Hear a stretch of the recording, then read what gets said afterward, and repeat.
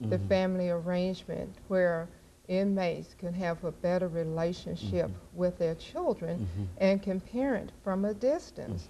We know that many inmates come into the city from far corners of the state, and so their children are unable to visit with them, but they can keep in contact with their children and really keep abreast of what the children are doing with their lives.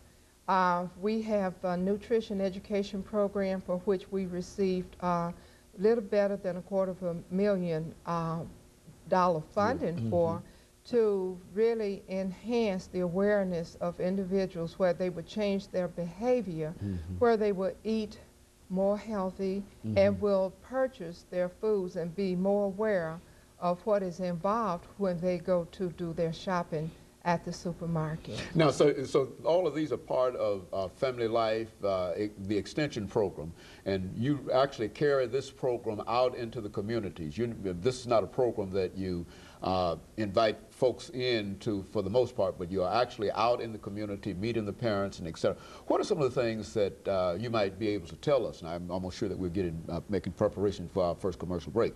But with your background dealing with the elderly and grandparents, what are some of the things that you might be able to say are some of them probably the least understood or perhaps the least known aspects of parenting as a grandparent and that kind of information? Well, one of the things that I would like to convey is the fact that there are many grandparents who are raising grandchildren who are caught up in what they call, quote unquote, the sandwich generation. And that is, these grandparents, many of them have their own dependent children they are trying to raise, and then they also have their grandchildren they're involved with, and they have aging family members they are trying to take care of. So there's a lot of stress and strain emotionally, physically, and financially upon these individuals who are involved.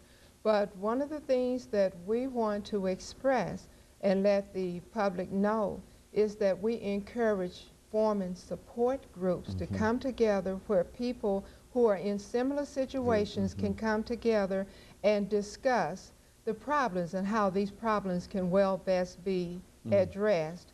And so this is in part, as I mentioned, the problems that they are experiencing, how to be able to cope and to tap on the resources that are available to them.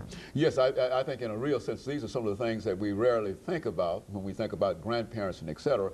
We simply assume that all the resources are available. But what you're saying is that these are some individuals that in many instances might be struggling themselves in order to, quote, make ends meet, and then they've got the responsibility of other individuals that I never thought about that you're mentioning here, about their own dependent children, and they are watching the grandchildren of their own dependent children, and then they've got other individuals. So it's a real problem for these individuals. It is a real problem, and as I mentioned, many are in financial, straits, and what some of the grandparents are having to do, some have come out of their jobs on retirement, and they're having to return to work because they need to make ends meet, to take care of extra people who are now a part of their household, who initially were not a part of the household prior to their retirement. Very good. And of course,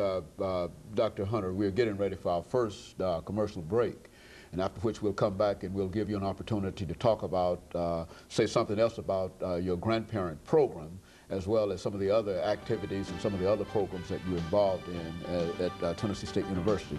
And of course, we'll be back with our audience following this very, very short commercial break.